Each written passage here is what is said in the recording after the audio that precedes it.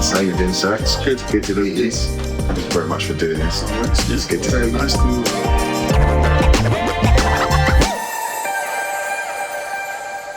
you. Yes, everybody, it's Joel Beya, and today I have the opportunity of sitting down with a footballing icon, a great. But before I let you know who it is, even though most of you will know who it is, I just want to say this man has been a graduate of the Ajax Academy.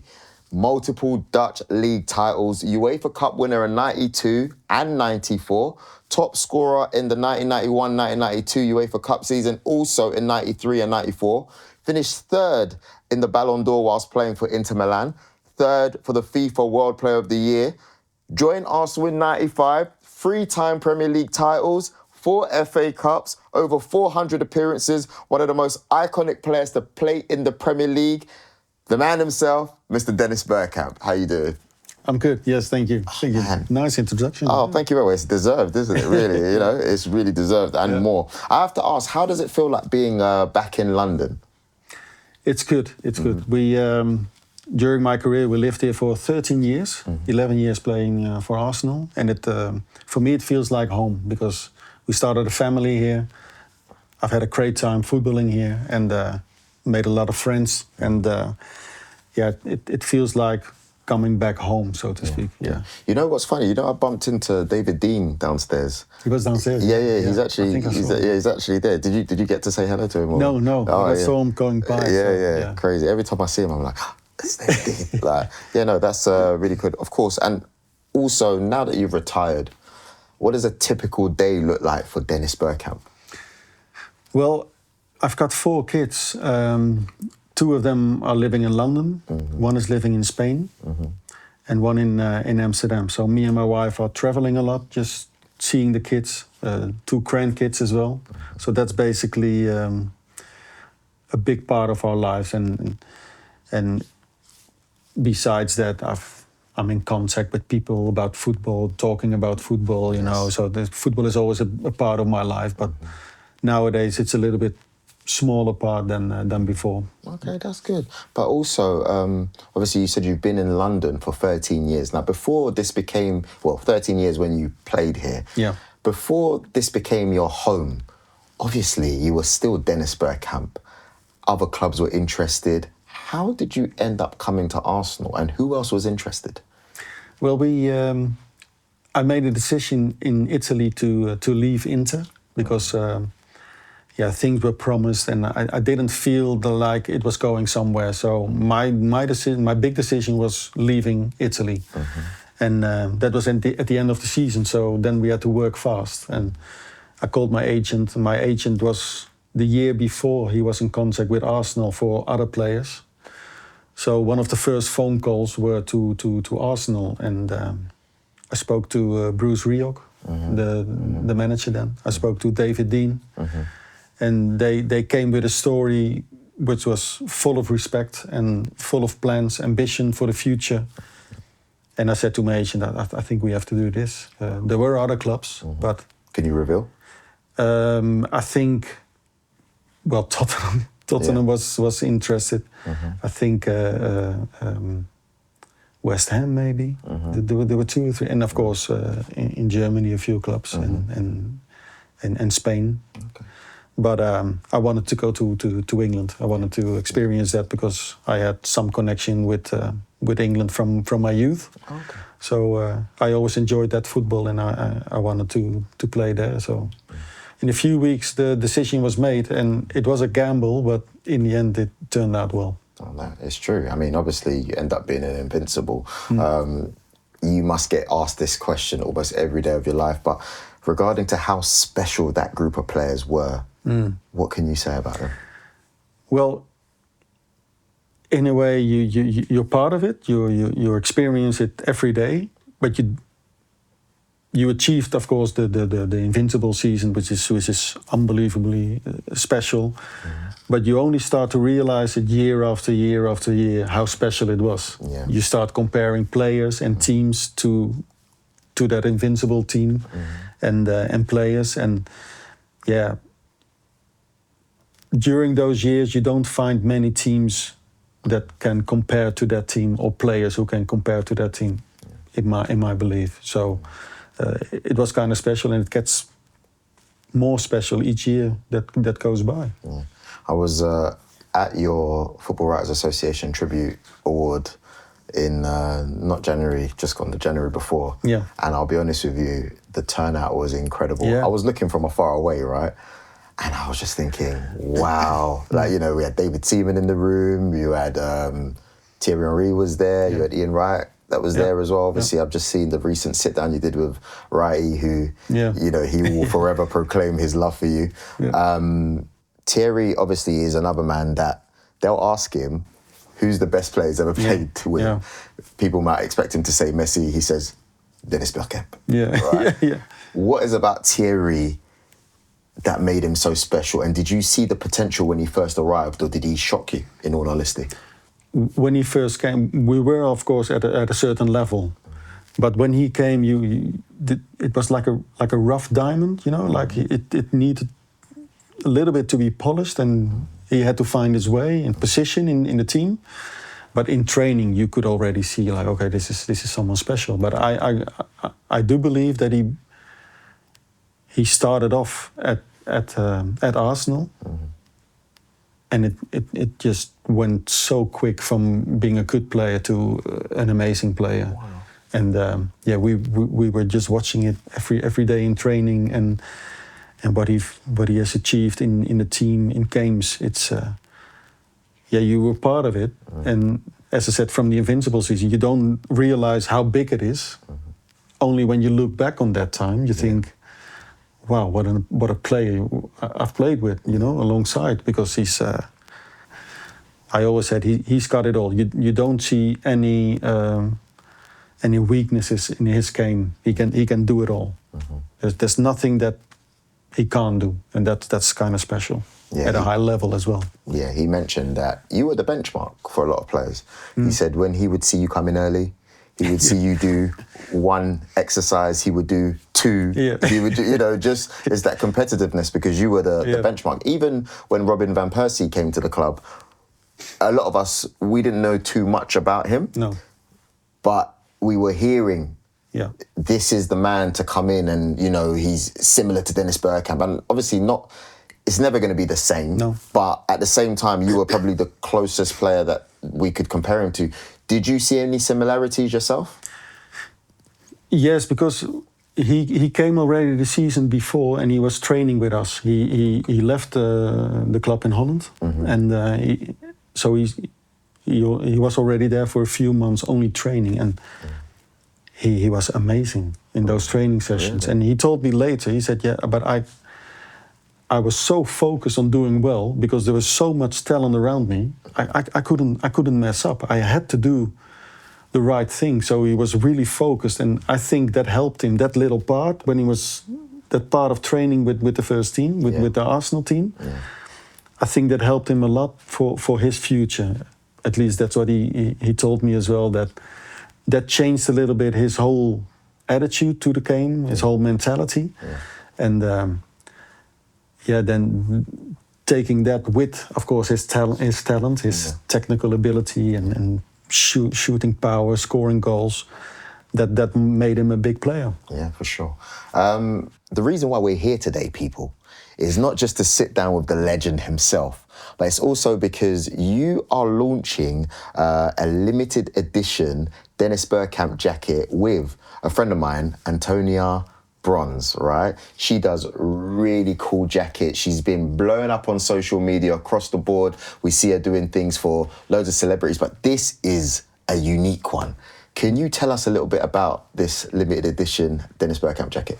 Yeah, of course. Yeah, it started all with Antonia making a jacket for my daughter. She reached out to Antonia because she wanted to have the burgundy shirt in leather, because Antonia was making the leather stuff, and so it started then. And they asked me, would it be nice to make a jacket of yourself? And I'm not really into fashion, but I do enjoy the talent, you know, the people who work hard to make a living and who work hard to be special. And you could clearly see with Antonio and with my daughter as well that they want to start something. So I got involved, and I really enjoyed the whole process of of making the jacket, the material, the little details on the jacket. I even was part of making the number 10 on the back, creating that. Yeah. So it was kind of special to do something with the creativity that I've still got inside. But it's all down to the girls because they put a lot of work in that, and really special. You're being modest. You was involved in the design, I was involved, but so that's good. But I learned a lot from them, and that's what I always like. I always worked with talent. I was a talent once. Yes. And it's always played a big part in my life, young talent, and I always enjoy that they're successful. They're willing to work hard for it. Yeah. They're willing to be special, to be unique, and therefore I was glad to be involved as well. Awesome, and it looks really good as well. I'm just hoping that Antonio gives me a jacket sometime. But I want to talk about the current season at Arsenal now. What are your thoughts on what Mikel Arteta has done so far with the team? I mean, last 3 years, look how close we've been. This year especially. Yeah. When you look, what do you think? Well, it becomes better and better. I think the difference this year from the years before is that there's a lot of strength and depth in the team, in the squad. So players that come in from the bench, they make a difference. They can add something to the team. You can have injuries, but still you can put a good team out. So that made a difference now. The difficult times are yet to come, of course, with the quarterfinals, the semifinals, and so if you can keep that team together, I think they're good enough to make it a special season. But the advice that I would always give them is just focus on the next game, because again we can sit here and talk about what is coming in March, April. You get the big games. We've experienced that as well, that you play on a Saturday, you play a FA Cup game, maybe a semi-final. During the week you play a Champions League semi-final, and then after you play a big league game. And you can throw it away in 1 week, and you have to focus just on the first game that comes and see what happens. And on top of that, we got the League Cup as well coming up. Odegaard and Eze, obviously number 10s, not the same type of a number 10 that you were. How do you feel like Mikel can get the best out of both of them? Yeah, it's always difficult that it seems like only one of them can play. So you have to pick one, and then you change him for the other one. So I'm always in favor of playing your best players, and they will fit in somewhere. So especially because they could complement each other as well. You know, just if you're brave and you put them in, they can really boost your attack in some way. Yeah. It's a bit more risk going backwards, defending, but going forward, it could be something special. If you look at the two players, I think Eze proved himself to be a goal scorer, to be threatening up front. Yeah, it's true. Odegaard is more like. Technically, not saying that Eze is not technical, but he weaves himself in. Yes, looks more for the killer pass. Exactly, yeah. More passing game, and combined, it's the ideal. Yeah, it's true. Ideal player, but I think there's a lot to come from them. I think they can maybe bring more to their own game in the future, maybe in the near future, and then it could be special. But. They are special players. Is there a particular player in this current squad that reminds you of yourself at Arsenal? Maybe not position-wise, but how he approaches the game. I really admire Declan Rice. Oh, really? Because it seems like he knows what the game is about. You know, just playing football, enjoy football. You play for 10 people or for 50,000 fans, it doesn't matter. You just enjoy the game, you want to play football, and he's always focused. He's always trying to be his best, making others play better. And I think he's got the right mind for playing football. So maybe in a way, you can't compare me with him like technically or scoring goals or whatever, but it feels like he's got the right idea about what a footballer should be. Yeah, he just wants to win. Like, I had the chance to be with him last week, and off camera, you know, the best thing I can say about him is he just wants to play football, and he's desperate to win. Yeah. Like, when you talk to him about it, like, in a healthy way. Yes. You know, like, so I got a lot of respect. He's a winner, but not nasty. You know, Yeah, he just wants to do it by being the best. Being the best, yeah. What advice would you give for players who suffer in the media? The reason why I say this is because there's the beautiful game. We get to speak about how lovely things are, but obviously this is football. You know, someone like Virgil van Dijk, who is Dutch, you know, Dutch compatriot of yours, he's been going through a tough time this season. You know, the media has not always favoured him. He's still one of my favourites personally, but, you know, what advice would you give him? The advice that I would first give is to people in general, because this is a big name in football. Virgil is a big name in football. He won trophies. He played at the highest level.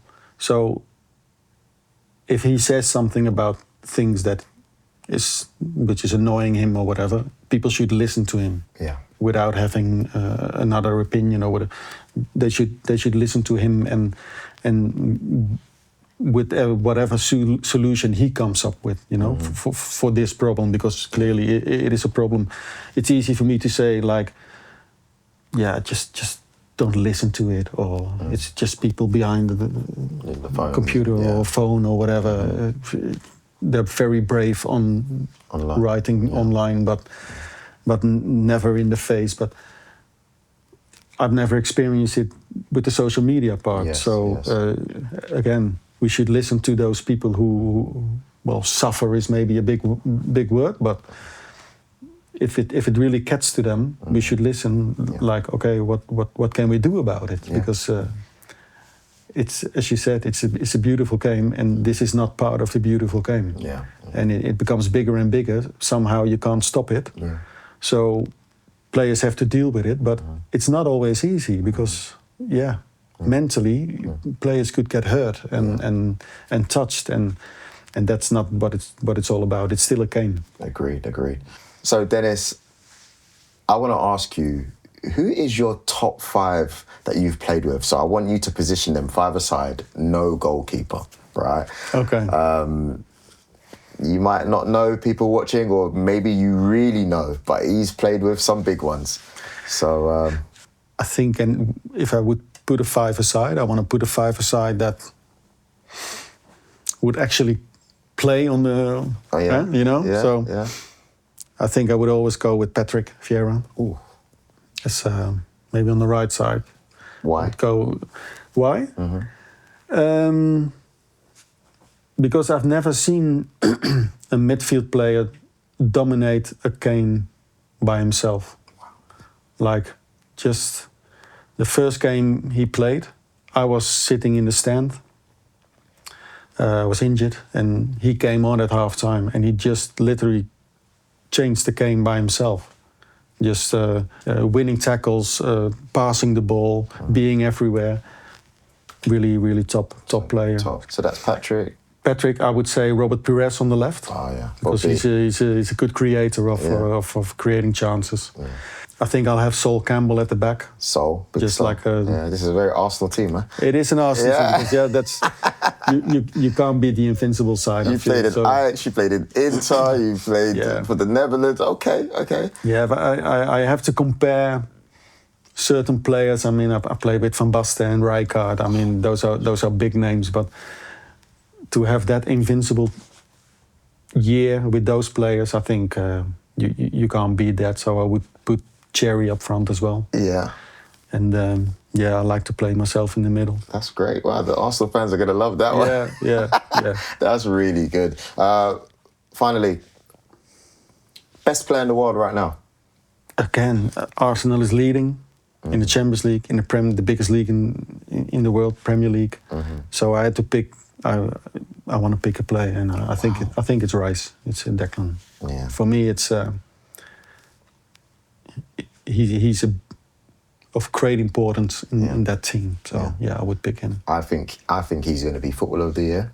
I think he's going to be PFA Player of the Year. I think he's going to be London Player of the Year. I'm Everything. not lying, Yeah. and I've said this to him directly. Obviously, he'll be like, nah, I got to He's modest, but yeah, but I personally believe, you know, I don't know. I don't think he's the best player in the world right now. I still have to give it to Mbappe, but that's just because normally you go for the attackers, but that's individually. I think as a team, he's definitely up there, man. Yeah. I would say so. Yeah. But listen, thank you so much for your time today. No worries. And obviously, we've had the chance to look at your lines of clothing, and it looks amazing. Massive shout out to yourself, your daughter as well, also Antonia as well for, you know, having this partnership with you, and hopefully you enjoy your time in London. I'm sure you'll be treated well. You know your way around. Yes, and definitely. I'll see you soon.